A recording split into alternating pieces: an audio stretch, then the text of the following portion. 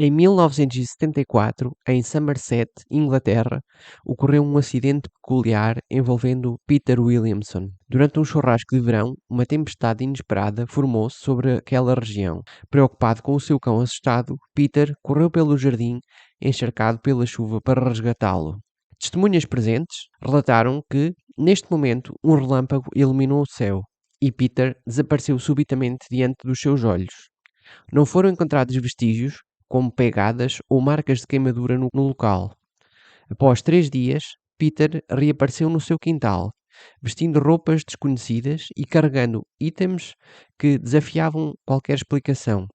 As suas memórias indicavam experiências numa espécie de hospital que parecia existir e não existir simultaneamente, sugerindo que fosse uma possível transição entre universos paralelos.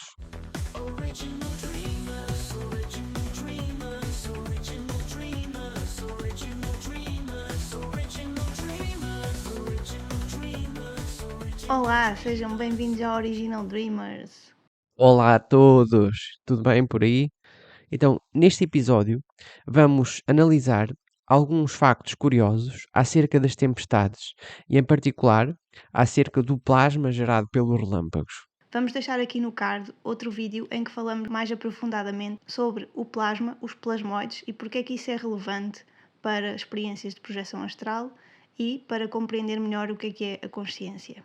Ora, esta questão das trovoadas surgiu no seguimento do último vídeo sobre plasmoides. Eu achei o tema super interessante e depois surgiram alguns vídeos no YouTube. Um deles foi este caso de Peter Williamson. Depois de ter tido contacto com esta história de Peter Williamson, fui então investigar quais seriam os efeitos das tempestades eletromagnéticas no corpo humano e outros casos curiosos, e foi então que me deparei com algo surpreendente. As tempestades têm uma grande influência sobre a fisiologia humana e até são capazes de induzir estados alterados de consciência. E, de facto, este caso é muito interessante porque abre aqui a possibilidade de acessos a universos paralelos. E eu vou-vos contar de uma forma geral o que se passou. Então, Peter Williamson, com a sua família, numa festa, houve um raio que apareceu e ele desapareceu subitamente. Ora, passado 3 dias, ele apareceu com roupas secas num dia de chuva, sem qualquer vestígio de pegadas à volta, e a família recolheu, levou-o ao hospital. Porquê? Porque ele não tinha qualquer tipo de memória, ele tinha uma amnésia profunda. No hospital, ele passou uma semana até começar a ter uma espécie de flashbacks, memórias dinâmicas que lhe surgiam e que traziam pequenas lembranças de um outro hospital em que tinha estado supostamente durante aqueles 3 dias em que desaparecera. Esses flashbacks eram em sonhos, não é? Sim, era uma espécie de alucinações, sonhos vívidos, coisas que pareciam existir e não existir ao mesmo tempo. Mas sim, penso que a grande parte foi durante os momentos em que ele estava a dormir. Querendo saber ao certo o que é que se tinha passado, porque as memórias eram tão vívidas, ele tentou localizar esse hospital e não conseguiu localizá-lo. Ele lembrava-se de detalhes como o nome do médico, o nome da enfermeira, um outro paciente que lhe tinha dado umas calças, porque as calças que ele tinha tinham sido danificadas, pareciam queimadas. E de facto, quando ele foi encontrado, ele tinha estas novas calças que o outro paciente lhe tinha dado. E, passado algum tempo, ele desistiu desta procura. Desistiu porque não houvera conseguido encontrar aquele hospital na sua cidade. No entanto, ficou sempre com a ideia do nome do médico que o tinha tratado. Mais tarde, um dos seus colegas foi operado e falou-lhe no nome do médico, que era exatamente o médico que ele houvera conhecido. Então, ele perguntou ao seu colega onde é que ele tinha sido operado e descobriu que havia mais um hospital que ele desconhecia naquela cidade e que, curiosamente, até era perto da sua casa. E foi aí que ele pensou conectar os pontos, porque de facto, se ele tinha sido atingido por um relâmpago e tinha perdido a memória, o mais provável teria sido que alguém o tivesse levado àquele hospital que era perto da sua casa. No entanto, não era um hospital principal, era um hospital secundário, talvez até privado, uma espécie de uma clínica, e por isso ele não conhecia. Chegou ao hospital e qual não foi o espanto dele quando ele de facto encontrou o médico tal e qual como ele se lembrava nas suas experiências. Ele reconheceu-o logo, independentemente do nome, Depois veio a confirmar o nome. O médico até chegou a convidá-lo para uma conversa num café e o médico revelou-lhe que nunca o tinha tratado, nem sabia quem ele era. Esta parte aqui levanta logo aqui algumas questões Sim, curiosas, sim. mas podemos deixar mais para a frente. E aparentemente a enfermeira também não sabia quem ele era, não havia qualquer registro dele ter passado pelo hospital. Apesar de ele relatar que se lembrava daquele sítio, conhecia o sítio, era tal e qual como nas suas experiências, conhecia o médico, conhecia a enfermeira e lembrava-se de tudo o que se tinha passado. Ele lembrava-se então da origem daquelas calças, tinha sido o seu colega de quarto que lhes tinha dado, e foi procurar de onde é que elas vinham, descobriu que elas eram fabricadas numa fábrica não muito distante, numa cidade vizinha.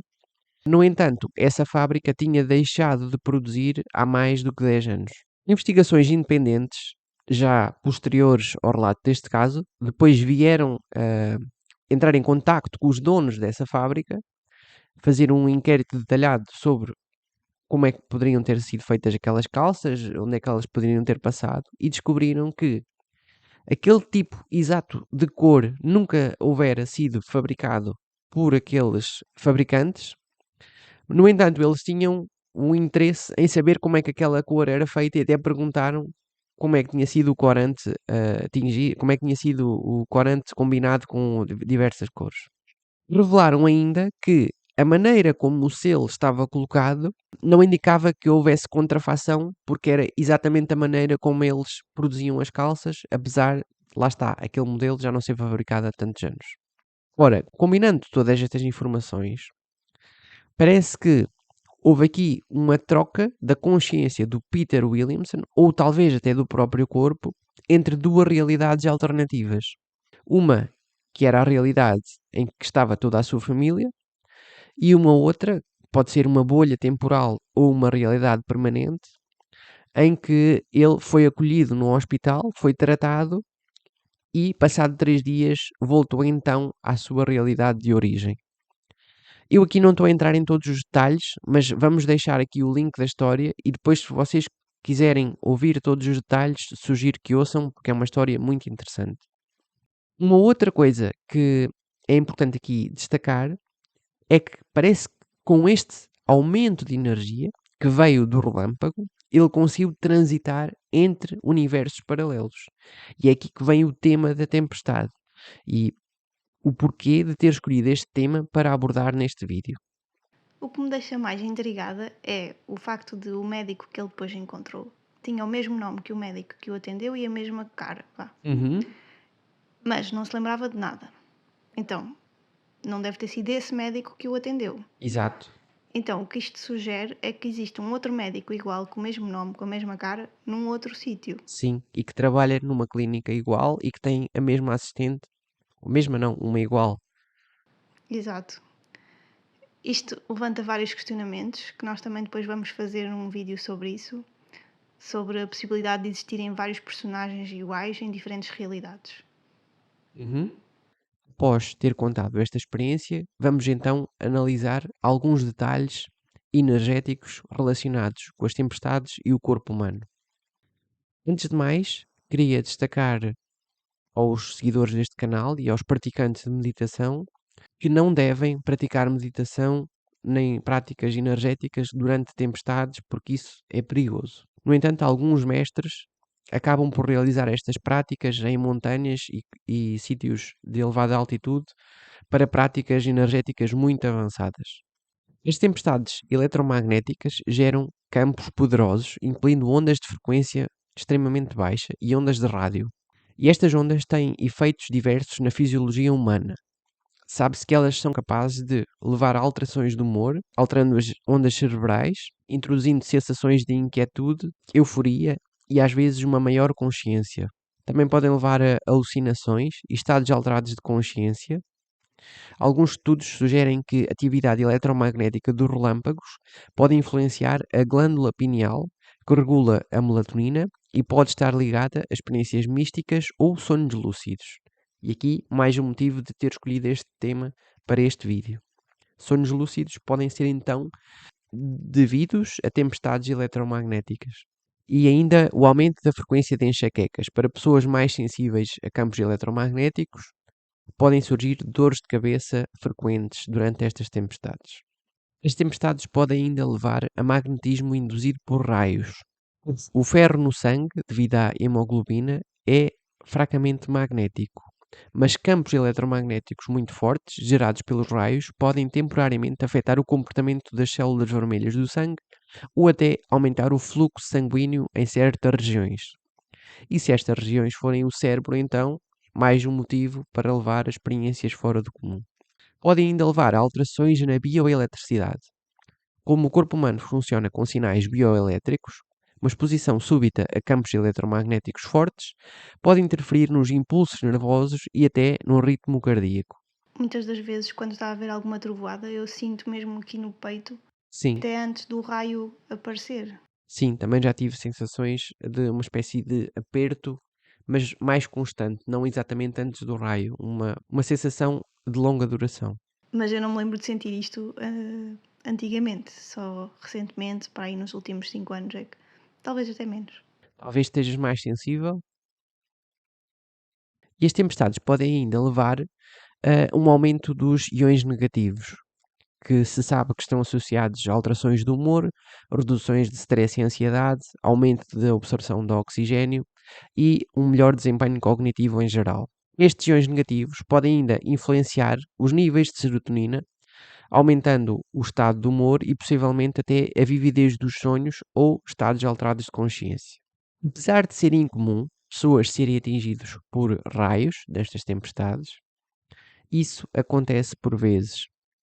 E quando acontece, a pessoa, claro, pode morrer, mas existem inúmeras pessoas que foram alvos destas descargas elétricas e ficaram vivas. E existem relatos impressionantes sobre o que acontece quando uma pessoa sobrevive a um raio. Em primeiro lugar, temos as figuras de Lichtenberg.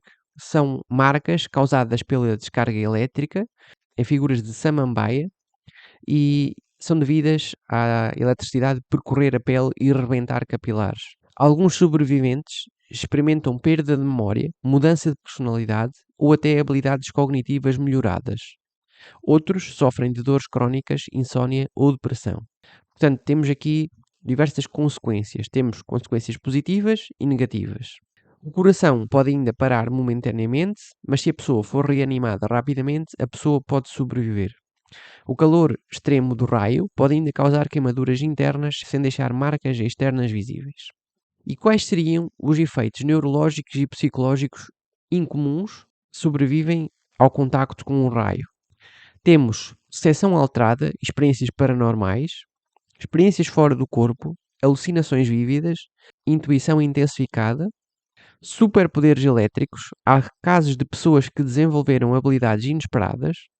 Por exemplo, algumas relatam aumento da capacidade matemática ou artística e outras dizem sentir campos eletromagnéticos. E ainda casos de mudanças permanentes de personalidade e pessoas que se curam de uma forma repentina. Casos interessantes relacionados com tempestades. Roy Sullivan, também conhecido como o para-raios humano. Um guarda florestal que foi atingido 7 vezes durante a sua vida e que sobreviveu a todas. Pedi ao ChatGPT para fazer aqui um estudo de probabilidades e ao longo de 35 anos, a probabilidade de Roy Sullivan ser atingido por 7 raios seria de 1 em 350 milhões, ou seja, 2,85 vezes 10 elevado a menos 9. E atenção que esta probabilidade já tem atenção que Roy Sullivan era um guarda florestal e estava muito tempo exposto ao ambiente natural. Estava fora de casa, estava numa floresta. E essas probabilidades já foram tidas em conta aqui para este estudo. É incrível. Caso de Valentina Bondarenko, uma mulher russa que, após de ser atingida por um raio, desenvolveu a capacidade de sentir tempestades elétricas antes de acontecerem. Walter Summerford, atingido 3 vezes em vida e, anos após a sua morte, o seu túmulo foi atingido também por um raio. Este é muito irónico. Sim, parece que é Mesmo. algo que está até para além do corpo. E agora eu gostaria de apresentar aqui mais alguns casos detalhados sobre alterações neurológicas e psicológicas. Dr. Tony Cicoria, compositor dos raios. Em 1994, o Dr. Tony Cicoria, um cirurgião ortopédico, foi atingido por um raio enquanto usava um telefone público. A descarga entrou pela cabeça e saiu pelo pé. Após a recuperação, desenvolveu uma obsessão repentina por música clássica, apesar de nunca ter tocado um instrumento antes. Começou a compor e a tocar piano compulsivamente. Ele ouvia as melodias na sua cabeça. O caso de Brian Melvin, atingido por um raio enquanto trabalhava ao ar livre, foi declarado clinicamente morto por alguns minutos. Depois de ser revivido, relatou uma consciência aumentada dos campos elétricos. Ele afirmava que conseguia sentir quando aparelhos estavam ligados, mesmo a alguma distância. Alguns cientistas especulam que o raio possa ter alterado a forma como o sistema nervoso interage com os campos eletromagnéticos. Edwin Robinson, um homem que voltou a ver e ouvir. Em 1980, Edwin Robinson, de 62 anos, foi atingido por um raio em Maine. Antes do incidente, ele era cego e parcialmente surdo devido a um acidente que tinha tido de carro. Depois de ser derrubado pela descarga, acordou e descobriu que a sua visão e audição estavam restauradas. Interessante, foi instantâneo. Eu pensava que tinha sido uma coisa progressiva, mas não, foi instantâneo. É incrível. Será que houve alguma informação no campo dele que depois se refletiu fisicamente? Porque se o problema dele fosse a nível do campo e se houver uma reestruturação imediata, como nós também vimos no vídeo, já não sei qual é o vídeo, num dos vídeos anteriores, Sim, faz sentido que seja no campo energético da pessoa, em particular no campo energético que está expresso no corpo físico. Aqui surge a hipótese que alguns investigadores acreditam que a eletricidade possa ter reiniciado ou estimulado circuitos neuronais que haviam sido danificados. E isso é semelhante a algumas terapias de estimulação elétrica usadas atualmente na medicina. Portanto, seria como se a energia fosse limpar aquilo que está danificado e ativasse novamente circuitos necessários. O caso de Richard Kay, um homem de meia idade atingido por um raio enquanto fazia uma caminhada. Sobreviveu, mas notou que a sua memória estava alterada. Algumas memórias tinham desaparecido, enquanto outras pareciam de uma vida que ele nunca viveu. Aqui temos mais um caso em que houve acesso a memórias que não eram desta vida, digamos assim, então podem ter vindo também de outras realidades.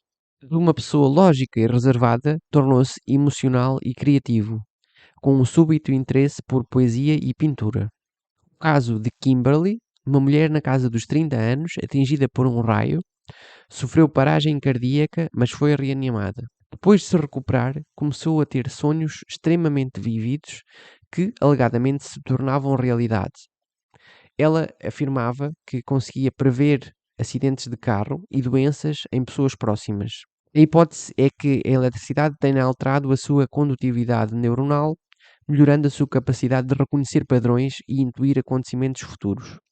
O caso de Walter Kay, também conhecido como mãos magnéticas, atingido por um raio enquanto estava no seu quintal, afirmava que objetos metálicos ficavam colados às suas mãos como se tivesse adquirido magnetismo.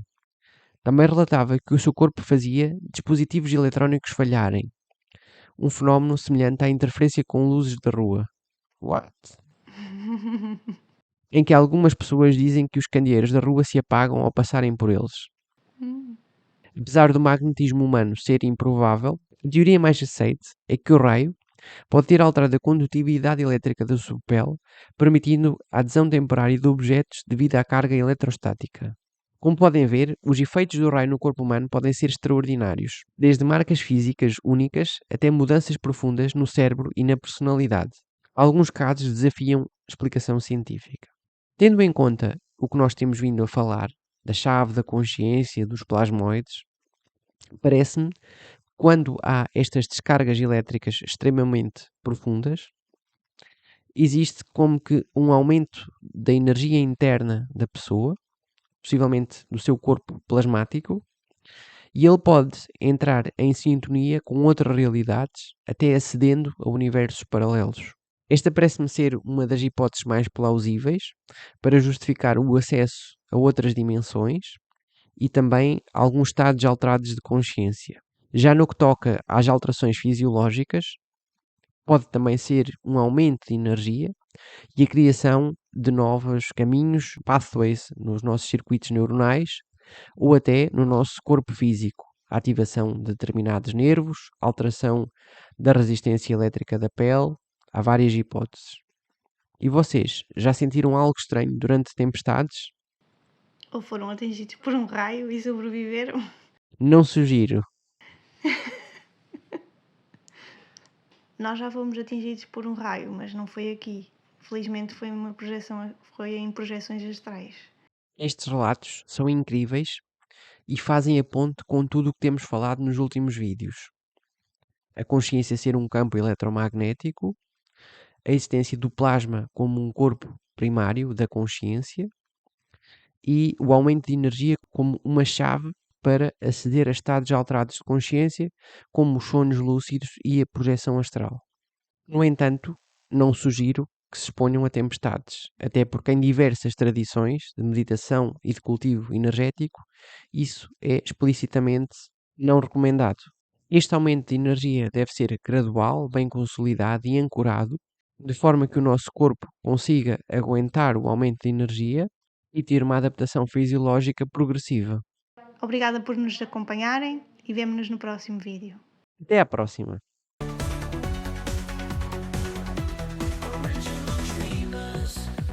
Original dreamers, original dreamers, original dreamers.